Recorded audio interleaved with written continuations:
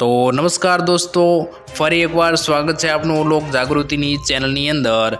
તો દોસ્તો, આજના વિડીયોની અંદર ગુજરાત માટે ખૂબ જ મોટા સમાચાર આપવામાં આવ્યા છે। તો વિડીયોમાં બન્યા રહેજો અંત સુધી અને વિડીયો પસંદ આવે તો વિડીયોને લાઇક કરી ચેનલને સબસ્ક્રાઇબ જરૂરથી કરી લેજો।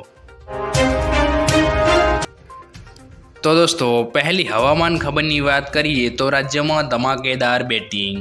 गुजरात में छेल्ला 24 कलाक में 217 तालुकाओं में मेघराजानी धमाकेदार बेटिंग करी रह्या छे।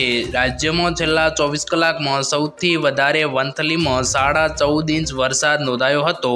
विसावदर में 13.25 इंच, जूनागढ़ में 12 इंच वरसाद नोंधायो छे मित्रों। केशोद में 10 इंच, बारडोली में 9.5 इंच અને કંભાળિયામાં 9.25 इंच, માણાવદરમાં 9 इंच, કંભાળિયામાં 8.5 इंच, ધોરાજી અને મહુવામાં 7.25 इंच વરસાદ નોંધાયો છે મિત્રો।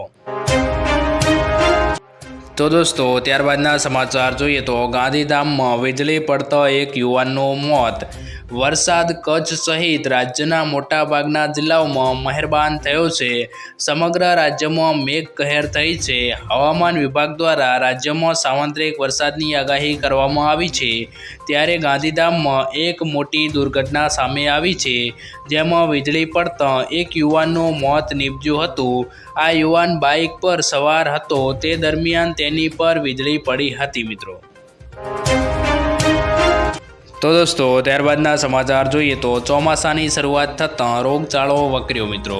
રાજ્યમાં ચોમાસાનો પ્રારંભ થઈ ગયો છે। અમદાવાદ વરસાદી માહોલ જામતા જ રોગચાળો બહુ વકર્યો છે। સોલા સિવિલમાં ઓપીડી 1200, એલજીમાં ઓપીડી 1500, શારદાબેન હોસ્પિટલમાં ઓપીડી 1700, અસારવા સિવિલ હોસ્પિટલમાં 1300એ પહોંચી છે। ઝાડા ઉલટી શરૂ અને ખાંસી, મેલેરિયા, કોલેરા, ટાઇફોઇડ સહિતના કેસોમાં સતત વધારો જોવા મળી રહ્યો છે મિત્રો। સરકારી હોસ્પિટલમાં ઝાડા અને ઉલટીના 40 કેસો સામે આવ્યા છે મિત્રો। તો દોસ્તો, ત્યારબાદના સમાચાર જોઈએ તો મૃતકોના પરિવારને 4 લાખની સહાય આપવામાં આવશે। ઉત્તર પ્રદેશના હાથરસમાં નાગબાગમાં 50થી વધુ લોકોના મોત થયા છે। દુર્ઘટનાની નોંધ લેતા મુખ્યમંત્રી યોગી આદિત્યનાથે સંપૂર્ણ તપાસના આદેશ આપ્યા છે। તેમણે અકસ્માતમાં મૃત્યુ પામેલા લોકો માટે વળતરની પણ જાહેરાત કરી છે। સીએમ યોગીએ હાથરસ દુર્ઘટનામાં જીવ ગુમાવનાર લોકોના પરિવારજનોને 2 લાખ રૂપિયા અને ઘાયલોને 50,000 રૂપિયાની આર્થિક સહાય આપવાનો નિર્દેશ કર્યો છે મિત્રો।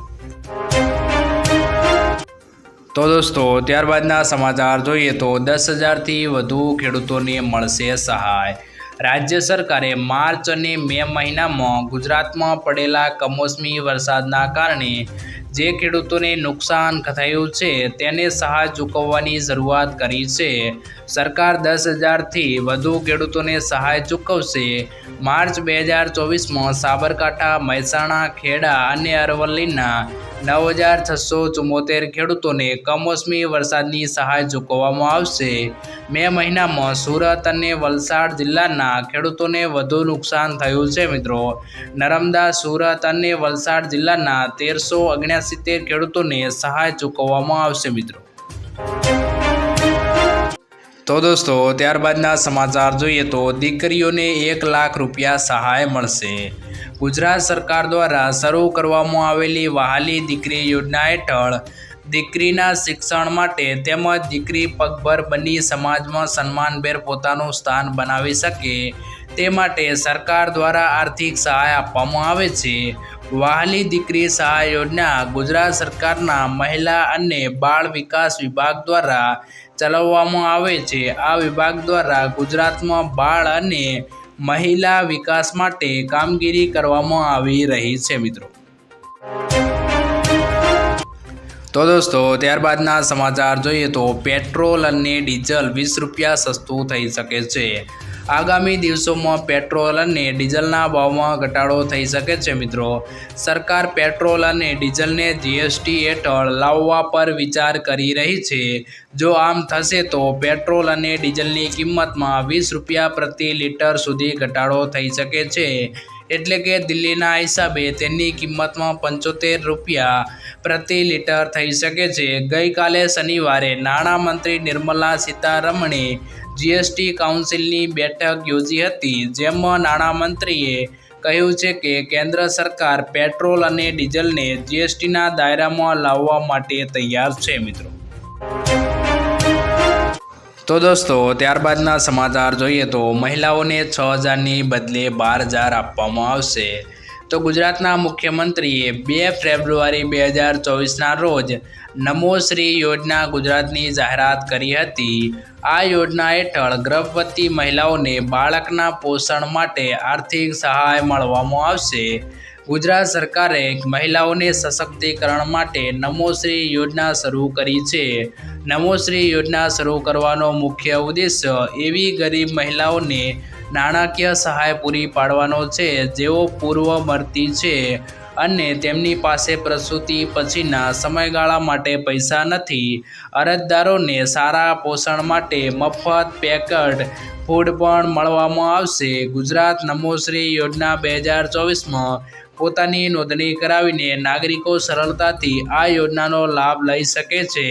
એકવાર તમારું અરજી ફોર્મ મંજૂર થઈ જાય પછી રકમ સુધી તમને તમારા બેંક ખાતામાં ટ્રાન્સફર કરી આપવામાં આવશે.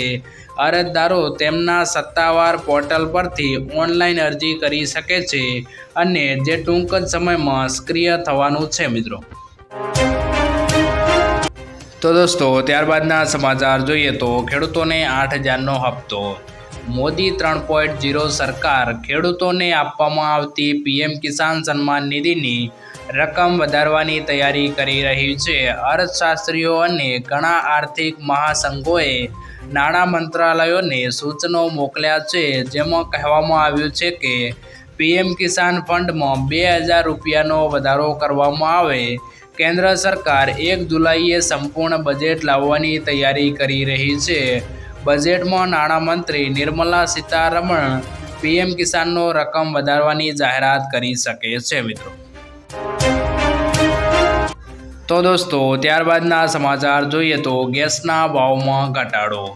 દેશની જનતાને મોંઘવારીમાંથી મોટી રાહત મળી છે. મિત્રો 1 જુલાઈના રોજ સવારે ઓઇલ કંપનીઓએ મોંઘવારીમાંથી થોડી રાહત આપી હતી.